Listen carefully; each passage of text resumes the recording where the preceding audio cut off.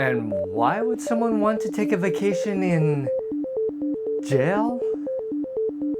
Camera ready. Quiet on the set. Stand by. Stand by, camera one. Stand by to mic and cue. 3, 2, 1. First premiered in 2016, 60 Days In is a wild reality TV series by A&E that sends 7 volunteers to be undercover prisoners in a jail. The show's goal is to have all volunteers stay in the jail for 60 days. 60 days. Each participant had a job, such as observing how the guards treat the prisoners, or finding out the culture within the jail, or discovering how drugs get into the jail, etc. I watched only season 5 on Netflix, which had interesting twists, but not so interesting that I kept watching subsequent seasons. Oh shit. Season 5 satisfied my curiosity and I was done with it.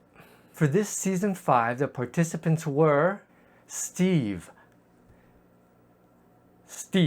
a private investigator; Brooke, a real estate agent; David, a police officer; Abner, a chaplain and ex-convict whose former life was in Latino gangs; Jasmine, a single mom and veteran; Vivian, Navy and Army veteran; Mark, a former corrections officer and self-described 60 Days In super fan.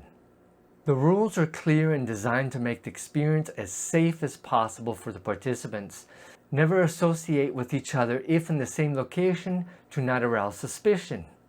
Never reveal yourself as a participant going undercover for the series. The whole idea for the show is only somewhat interesting, and I'm surprised it went 5 seasons, and in fact the 6th season. I watched it because I wondered how different people from different backgrounds would react to the high-stress environment of a jail cell. Abner was my favorite participant since he's a Latino and had experience managing himself within prison culture.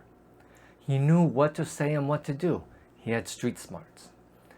David also had street smarts since he's a police officer. One twist is that, spoiler alert, it was because of him that the show's producers had to pull everyone out. He had told another cop in the prison that he too was the cop. Another twist is that a female inmate in the female section of the jail suspected that 3 other women were undercover. Brooke, one of the undercover inmates, was a small, skinny blonde, and she surprised everyone when she challenged the inmate. I didn't know what was about to go down, nor did I care. And actually, it was kind of like, I wish a would, because I'll choke that bitch out. Where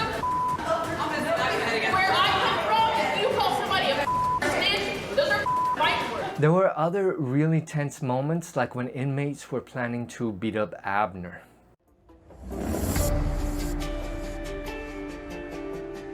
Immediately I knew when they were sign languaging that it was time.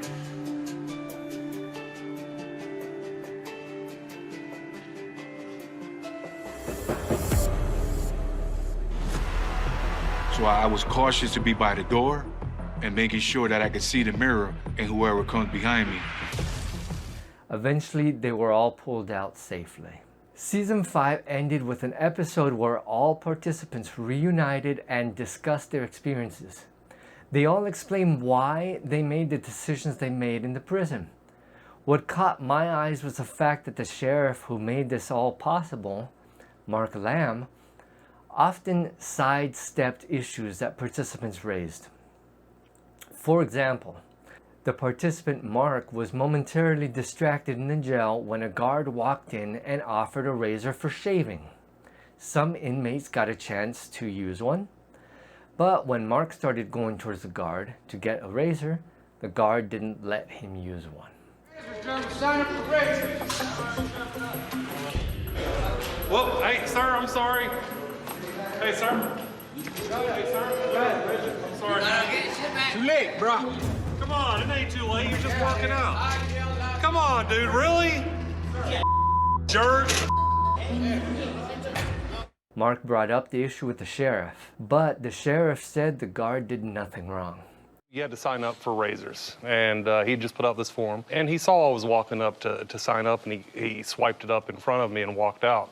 And I was like, no better time to evaluate how he reacts than to start yelling at him. Was that a fair way to test him? It's funny because, you know, I watch these and I don't feel like at any point they were mistreating our inmates. Yeah, it wasn't as close as you want to say. You know, when he pulled that clipboard away, you were still a ways back. Now, I don't know if you knew how long. He was only in there for maybe a minute and a half. You know, he didn't give anyone time to sign up And we don't, you know, obviously we don't want our inmates treated poorly, but at the same time, if they don't stand a certain way, they're going to get abused and manipulated as well. So it's a tough, it's a hard line for these guys to walk as well. You got to remember, they're dealing with inmates every day. They get frustrated too. However, it was clear to me, and likely others watching that episode, that the guard could have handled the situation much better. Overall, I give this series a 6. While there were many interesting moments, I think this show idea gets boring towards the end of season 5. It's obvious show producers skipped a lot of days and weeks out of the whole time they were there because probably nothing happened most of the time. It's also way too dangerous for participants.